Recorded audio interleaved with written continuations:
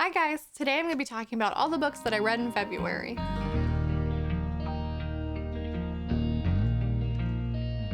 I had a good range of books this month, lots of 3 and 4 stars, and I think only 2 5 stars. I was able to read a lot this month though, considering it was the shortest month of the year, and I'm pretty proud of that, so let's dive right into it. Alright, so starting off with The Bone Shard Daughter by Andrea Stewart. This was 5-star read for me. This was so good. I have a whole video reviewing this book. If you're interested in watching that, I'll put a link up here and down in my description below if you want to watch it. And I talk about my thoughts and what this book is about, but I loved this book. It was such a fun fantasy. It was unlike anything I've ever read. It's more of like a East Asian inspired fantasy rather than sort of like a medieval Europe fantasy. And it had a really awesome cast of characters. It was really fun. So if you're curious about it, watch my video, and I definitely recommend you read this book. This was so good. Next book I read this month was The X Talk by Rachel Lynn Solomon. I've actually loaned this book out, so I will put a picture right here of what the cover looks like. This was a really fun romance. I was really excited to read this one. It came out, I believe, right at the beginning of the month or at the end of January, but I got this like day of because I was so excited to read it. It's a romance that follows 2 people that work in public radio at an NPR affiliate in, I believe, Seattle, and their station is struggling, and the main character, Shay, pitches this idea for a show/podcast called The X Talk, which is supposed to be 2 exes talking about how their relationship fell apart, the problems they had, and how they managed to be friends now, all the while giving relationship advice to listeners. And their boss thinks it's a great idea, but he can't hire 2 new people who are exes, so he decides that Shay and her coworker Dominic are going to pretend to be exes and do this show together because they already have kind of like this weird tension where they have like a banter that goes back and forth and everyone in the office knows they don't like each other. So they have to lie, which doesn't sit well with either of them, and it gets even more awkward when they start to actually develop feelings for one another. This was such a fun read. I gave it 4 stars. I thought the sort of standard romance 3rd act drama that the couple goes through was very believable. Sometimes it's very contrived or it's a bit of a stretch, but I genuinely believed the conflict that they had would have arisen, and it worked out in a believable way. So I enjoyed that aspect. I will say, I didn't know this going into it, but it might be a sensitive topic for some people, but the main character, Shay, is dealing with feelings of grief over the loss of her father. His death doesn't happen during the main narrative, but she's still dealing with those feelings. I lost my dad a couple years ago, so that kind of hits me really hard, and some books I know going into it that's going to be a theme, and I'm a little bit prepared, but I wasn't prepared in this one, and I kind of had to set it down a couple of times because I was like, that's not what I was looking for in a romance. But it does add a little bit more drama and tension, so I get why the author did it, but just a warning if that's something that you're sensitive about. Next up, we have Sheets. This is a really cute graphic novel, and I found this pre-owned at my local bookstore for like $4 or $5, so I've been wanting to read it for a while, and that was a really great deal, so I figured like that was a sign to read it for once. I think the color palette is so cute and the art style is really adorable. I was so taken with this. I read it in one sitting. And this actually also has to deal with grief. It follows a 13-year-old girl named Marjorie, and she lost her mother very recently, and she's trying to run the laundromat that her mom owned all by herself. Her dad is really depressed and he can't make the business run by himself, so she's got to deal with school, her grief, and this business all by herself. It also follows a character named Wendell, who is actually right here, and he died at a really young age, and so he is really dealing with the loss of his life and loneliness, and he ends up sneaking back to the mortal realm to try to live a little bit again, and they end up finding each other, and they both deal with their grief together. So this was a bit heavier than I was expecting it to be. Obviously there's a ghost on the cover. I knew in some way it was gonna have to deal with like a ghost or death or something, and it still manages to be quite like whimsical. It's not too heavy, but it is a little sad. But the ending was really cute. and I really liked this. I gave this a 4-star. Next up, we have a poetry collection by Lang Leave called September Love. I don't read a lot of poetry. I saw this being reviewed by Sydney from, I believe her channel is Sydney Bookworm or Sid Bookworm. I'll link her down below. And it sounded really interesting. I've read like the Ruby Carr poetry collections, and I was looking for something a little bit different because I know that she writes one particular style of poetry, and this is a little bit similar. It's also quite short. It's like stream of consciousness kind of poetry, but she also has like short little essays in here too. And I was also kind of drawn to the title, September Love. My birthday's in September, so it's kind of silly, but I figured I'd pick it up. I'm trying to get a little bit more into poetry, and I liked this. It was a little melancholy. Apparently not quite so much as some of her other collections. She actually talks about that in her book, is that she's been criticized for having like too depressing poetry or something. But yeah, it was good. I wasn't quite sure how to rate it, considering I don't read a lot of poetry, but I gave it 3 stars on Goodreads because I did like it.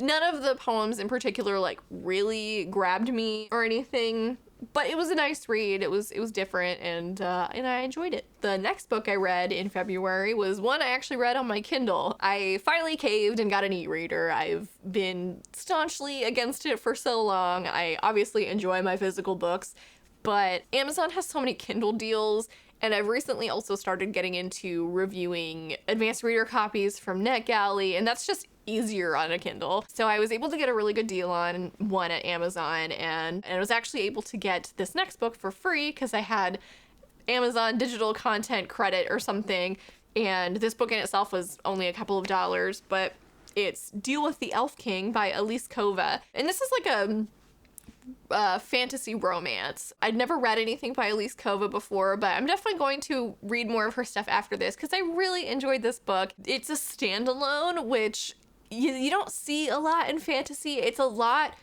in one book to have to world build and introduce these characters and have a plot that wraps up by the end. And this is actually technically a series that she's doing, but it's like a series of standalones, so it's not going to be the same characters from novel to novel. But the series is called Married to Magic, and this was the first book in it. And it follows a character named Luella, who is her town's healer, and her town has this deal with the elves who live in this magical realm that humans are not allowed to go to, where once a century, basically, the Elf King comes and claims a wife from the human people. And no one really quite knows why he does this.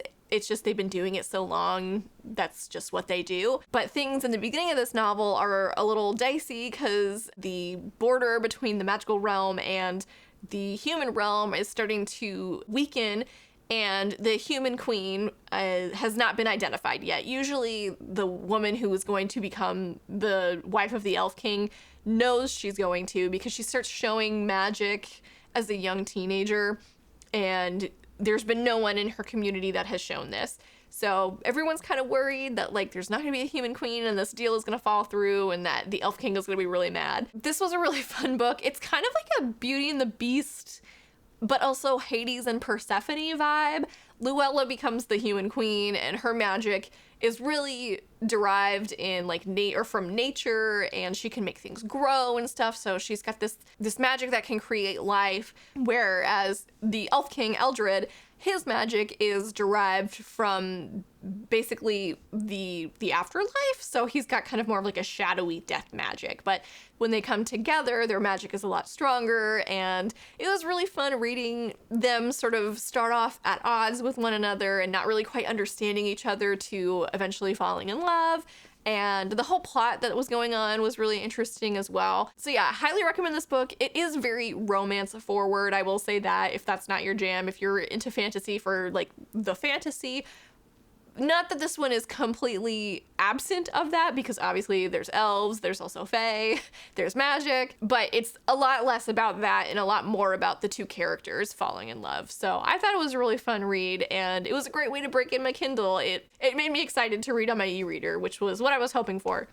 Next book I read was Well Played by Jen DeLuca. This is the sequel to Well Met, and it's the second of, I believe, 3 in the Well Met romance series. So this one follows Stacy, and she was also in the first one, but she was sort of like the sidekick friend. But she gets her own love story in this one, and it also takes place during the Willow Creek Renaissance Festival. And we follow Stacy, who's sort of unsure of what she's gonna do with her life. She's 30 years old and never moved out of her small town. She knows she really likes the Renaissance Fair, but that's only like every summer and it only lasts 4 weeks. So she's kind of like unsatisfied with her life. I was a little wary of the initial sort of foundation of her romance in this novel because she ends up texting and emailing this man who's in a band that plays at the festival called the Dueling Kilts, and she thinks she's talking to this guy, but she's actually communicating with the band manager, who's that guy's cousin, Daniel. So I didn't really love the fact that she was being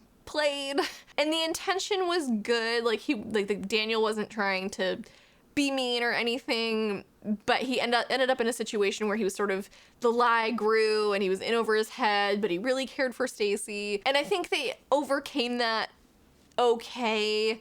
I don't think I would personally have been as willing to forgive as Stacy was, but I'm glad she ended up happy. It was a cute book, but I was never quite rooting for Daniel and Stacy the same way I was rooting for the couple in the first book, Well Met. So yeah, I'm really excited to read the third book in this installment.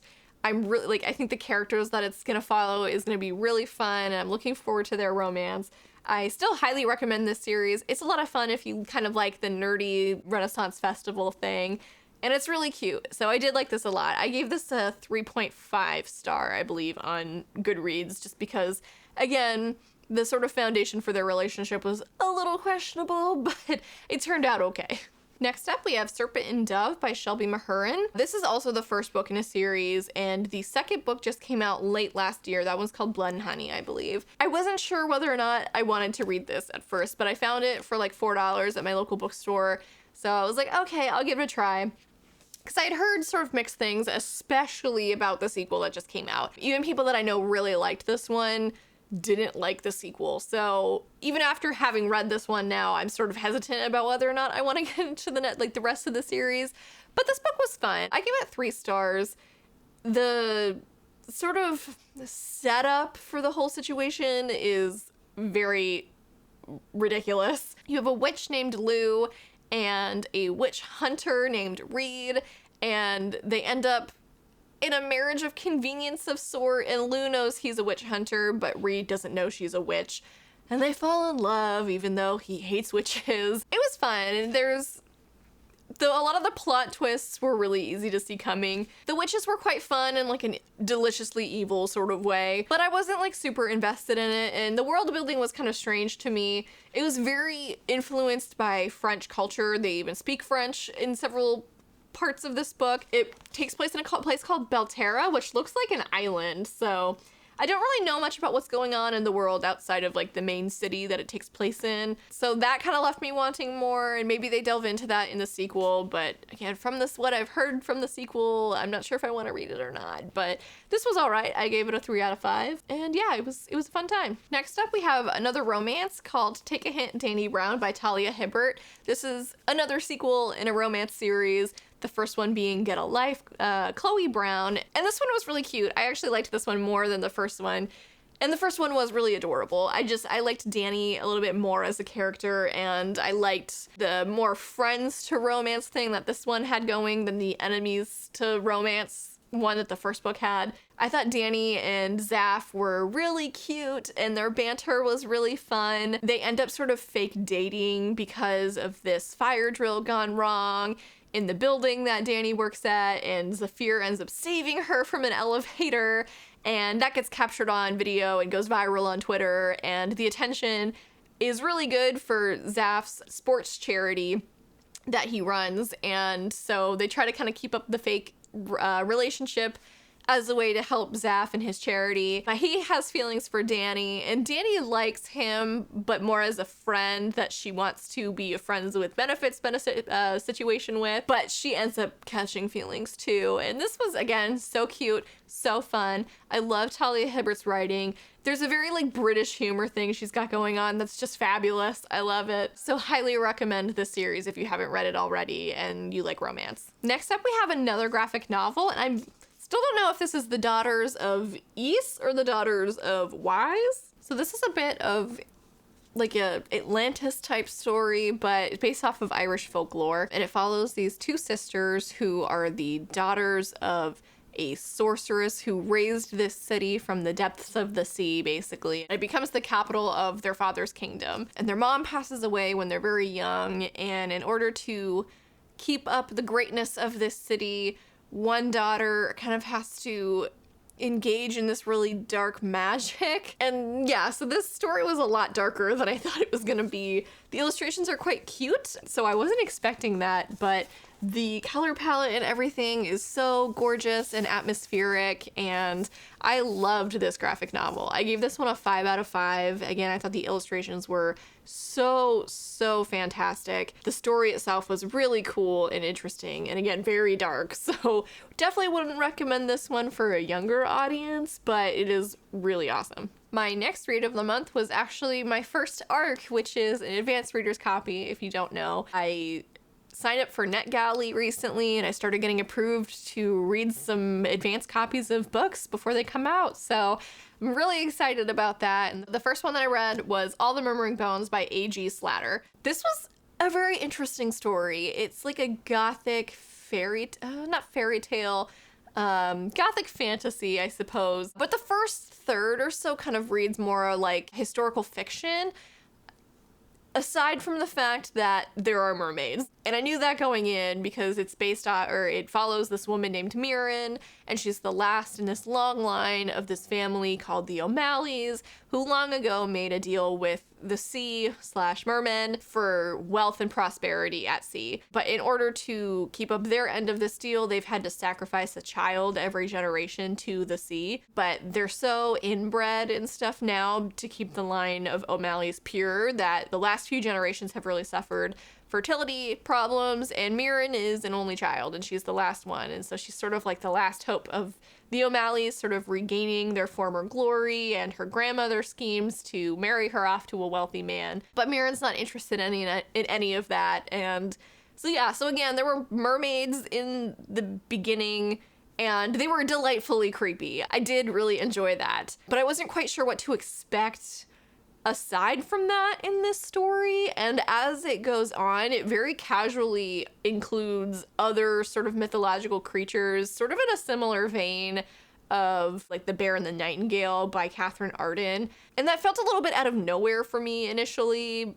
It grew on me, obviously, as I continued to read the novel. It just gave me a sense that like this book didn't really quite know what it wanted to be at first. But once it gained its footing, it was really interesting. And the last half actually kind of had a Alias Grace by Margaret Atwood sort of element, which I found really interesting. It really raised the stakes and made things a lot more mysterious. So this was a pretty cool novel, especially for my first ARC. I wasn't really quite sure what to expect. This one comes out in early March, so I would definitely recommend picking that one up because it was pretty cool. If you like sort of gothic fantasy or like fairy tales, it's a little bit darker, but it's quite cool. So I gave that one a 3 stars just because, again, I feel like it had a bit of a confused beginning and it was a little slow getting into it, but I did like it. It was pretty cool. So next up, I have the Honey Don't List by Christina Lauren. I very recently hauled this from Book Outlet, and initially I wasn't going to read it this month, but I thought where the cover looked like a Valentine, I was like, I have to read this in February.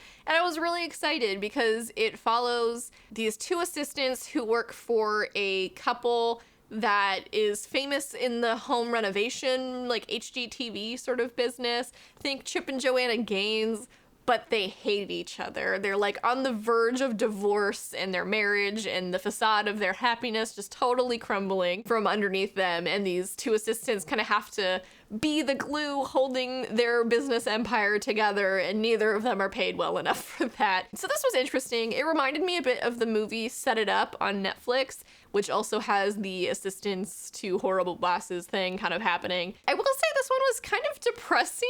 I usually, when I read a Christina Lauren novel, I usually expect a really funny time. And this book was not funny at all. This was not a rom-com. It was like a rom-dram, I guess. I don't know. Watching a marriage fall apart, even if the husband and wife or whatever are sort of comedic in their horribleness, wasn't fun. It was depressing, especially where the main character, Carrie, she was really taken in by this family.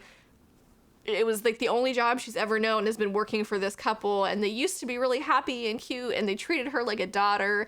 And now to like watch all that fall apart in this really just toxic way was sad. It was a bummer, especially based off the cover.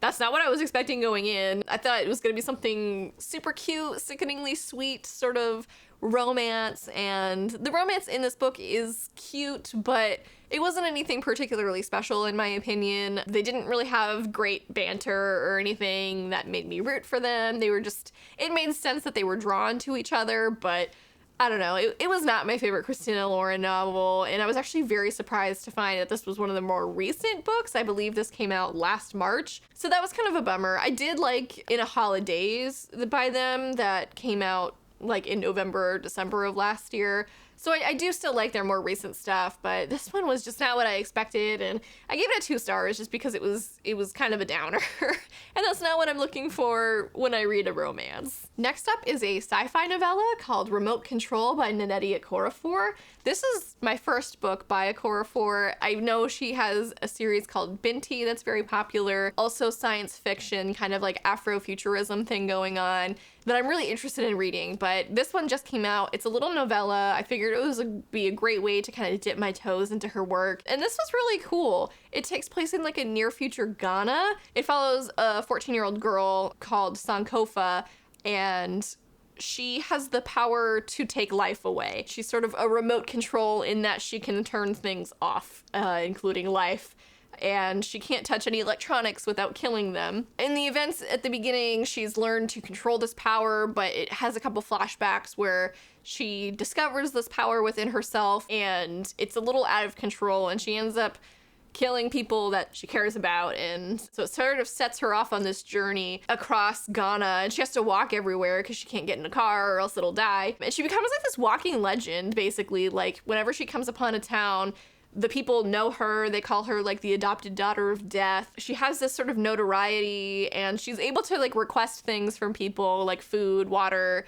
clothing. Out of like, they respect her. She's able to, she doesn't like use her power, you know, in a evil way or anything. She offers her power in like services to euthanize people who are chronically ill and stuff like that. And she uses it in self-defense as well. But I don't know, this was like a really cool little story. I read on Goodreads, some people were thinking or complaining that it wasn't quite sci-fi enough, but I thought it was like just the right amount where it feels realistic, but and like not far off other than this weird power that she has. There's like a RoboCop kind of thing in this community that's like very like centered around its technology, and so she sort of stands like in opposition to that because she sort of naturally kills this technology. And I just thought it was a really interesting story. Sankofa was really honestly kind of a tragic figure, but she carries so much like optimism still and is still just trying to like live a normal life. And I thought it was really interesting. I really liked this, and I will definitely be picking up more of Okorafor's work. And I gave this a 4 stars just because the ending kind of left things still a little more unresolved than I was hoping for, but it was still a really cool story. And last book that I finished in February was How to Fail at Flirting by Denise Williams. I don't know what I expected from this, but I loved this book so much. This was really awesome. I gave this a 4 stars. I got a little burnt out throughout the month on romance because I find a lot of them follow the same sort of tropes and the same sort of rhythms. There's always, again, like this third act conflict that this main couple has to overcome. But this one, I think, handled it really well. You have this main character, Naya, and she's a professor at a university in a department that's like underperforming, and so she's worried that her department's gonna get cut. She's also dealing with the fact that a few years prior to the events of the novel, she was in a very abusive, emotionally, physically, and verbally abusive relationship with this man who other people really respect in her job field. And so she has to deal with that. And she's still trying to regain her sense of self and her sense of confidence that she lost during this relationship. And she ends up, her friends sort of are trying to help get her out of her shell again. And they challenge her to go to a bar, let a stranger buy her a drink, you know, do something a little dangerous. Not dangerous, but, you know, reckless. So she does that. And she ends up meeting this guy, Jake, who is just so charming. As far as if you like banter in a romance novel, the banter between this couple is so cute. He's very nerdy and lots of like dad jokes, cheesy jokes and stuff like that. And it's just, they have wonderful back and forth. And it turns out he works for a company that is actually not auditing their university, but analyzing their finances and trying to identify the weak points, the things that they should cut in order to be more profitable. And so it ends up kind of complicating things because she doesn't want it to be seen that she's sleeping with this man to gain favor for her own department. But yeah, so it was a really good book. I thought the backstories were really well developed. It was a little cheesy, but I thought it was cute. Definitely will say trigger warning for abuse, gaslighting, stuff like that. It is a little intense, especially in the third act. But overall, I really loved this novel. And I gobbled it up. I flew through it in like 2 days. It was so good. So yeah, that was my February wrap up. I still have a couple books that I was hoping to finish this month. In particular, I am listening to The Fifth Season by N.K. Jemisin on audiobook. I have like 5 hours left of that and I was hoping to have it done by now, but that's gonna roll over to the next month, as well as Honey Girl by Morgan Rogers, I believe, which was a book of the month pick. That one's really good so far, but I'm only about halfway through it. So those will be in my March wrap up. But yeah, so thank you guys so much for watching. Feel free to like, comment, subscribe. I love hearing from you guys in the comments. Thanks for watching and have a great day. Bye.